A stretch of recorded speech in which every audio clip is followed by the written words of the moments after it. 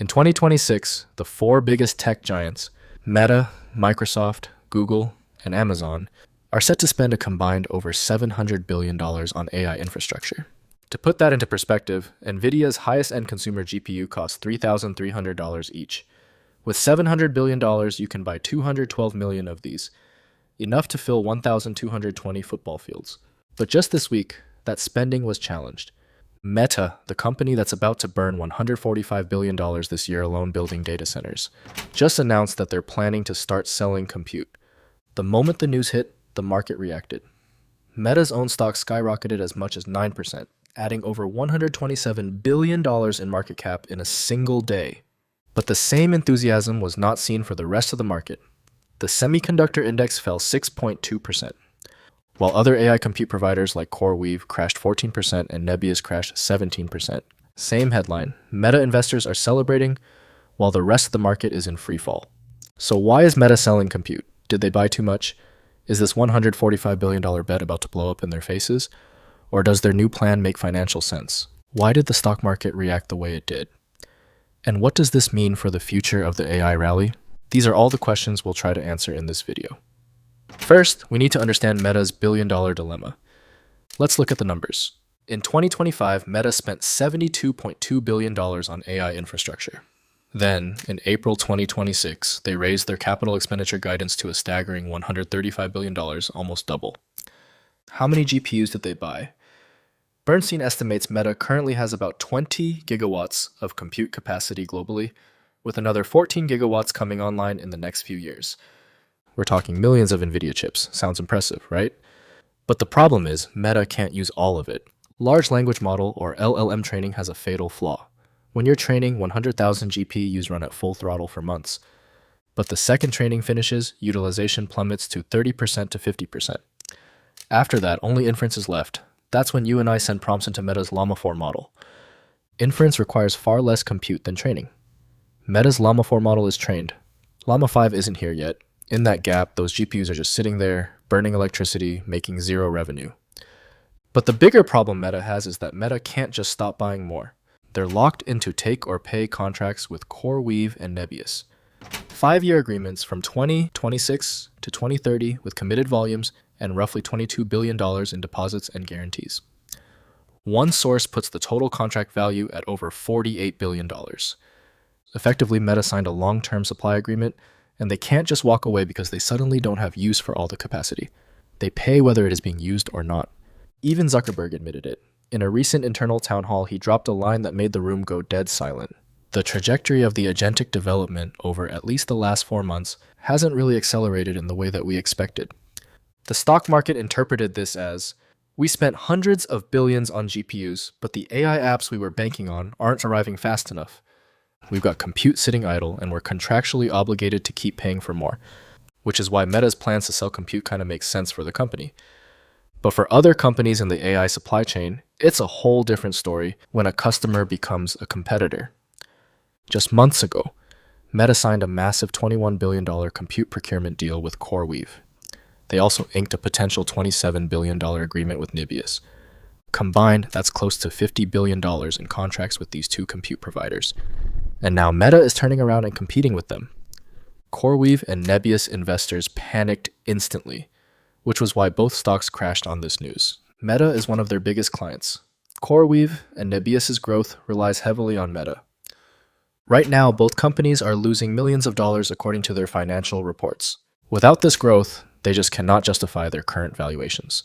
So what exactly is Meta selling? 2 things. First is the bare bones compute rental. Renting out raw GPU hours to enterprises, exactly what CoreWeave does. And second, AI model hosting.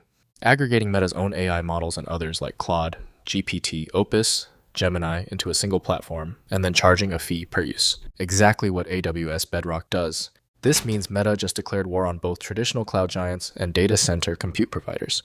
For CoreWeave, it's actually a bigger nightmare. Their entire business model was centered around a bet that hyperscalers and AI labs would not be able to secure enough chips themselves and would have to outsource the hardware build-out to providers like CoreWeave. Well, Meta just wrecked that business model. Turns out hyperscalers have indeed secured more chips than they have use for. If Meta starts a price war, GPU rental rates drop. the value of CoreWeave's GPU collateral shrinks, and their ability to refinance their debt collapses. In March 2026, CoreWeave just closed an $8.5 billion GPU-backed debt facility, the first of its kind. That entire deal is now at risk. So obviously data center stocks tanked. But Meta's plans also had implications to other parts of the market. Memory makers like Micron, SanDisk, and Western Digital all fell over 10%. Over in Korea, the two major AI supply chain companies also crashed. Samsung Electronics dropped 9% while SK Hynix crashed 14.5%. We made a whole other video about the Korean stock market volatility. Check that out, link in the description. The entire semiconductor supply chain was down following this piece of news. But the weirdest part was that among this bloodbath, shares of traditional cloud providers actually went up. Amazon up 1.4%, Microsoft up 3%, Google up 1.3%. What's the market actually trading on? Simple. Investors see Meta selling compute as a safety net. Wall Street's biggest fear was that Meta and other hyperscalers were pouring money into AI with no clear return. Now, if they can't use the AI internally, they'll just sell the shovels. Best case, they win the AI race. Worst case, they become a compute landlord. UBS analysts views this as a transitional phase that can generate near-term revenue faster before Meta's AI agents and chatbots reach their explosive phase. Morgan Stanley estimates that if Meta rents out 250 megawatts of compute capacity, it could boost 2028 earnings per share by about $3. That's 8% on top of current EPS estimates. Some institutions project that by 2028, Meta's compute business could generate an annualized revenue of up to $264 billion. But the big question is, does this mean AI compute is officially in oversupply? The one-year rental price for an Nvidia H100 jumped from $1.70 per GPU per hour in October 2025 to $2.35 in March 2026. That's a 38% increase in 5 months. SemiAnalysis reported that in early 2026, on-demand rental capacity for multiple GPU types was nearly sold out. AWS raised its GPU rental prices again by nearly 20%. This is their second hike this year. On one hand, Meta says they have surplus compute to sell. On the other, rental prices are skyrocketing. How can both be true? Well, the compute shortage is structural. High-performance compute capable of training frontier models is still in desperate shortage. But for most AI labs, individual demand is somewhat cyclical. As explained previously, training requires heavy compute. But once a model is trained, inferencing consumes much less. You can argue right now Meta has just finished one of its big projects, Llama 4, and is taking a break before training the next upgraded version.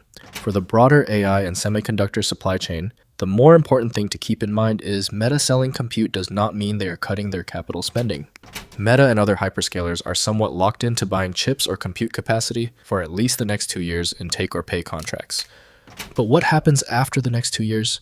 This is the uncomfortable truth. First, at this very moment, this is not a compute crash. Morgan Stanley's models show Meta adding about 2 gigawatts of compute capacity in 2026 and another 3.5 gigawatts in 2027. Meanwhile, Amazon and Google are adding over 5 gigawatts and 9 gigawatts in the same period. Meta's move doesn't change the industry's macro trajectory. In fact, just a few days before Meta revealed plans to sell compute, there was a headline that Google had capped Meta's usage of Gemini due to the high demand traffic and servers not being able to keep up. For context, Meta uses Gemini and other models for things like content moderation.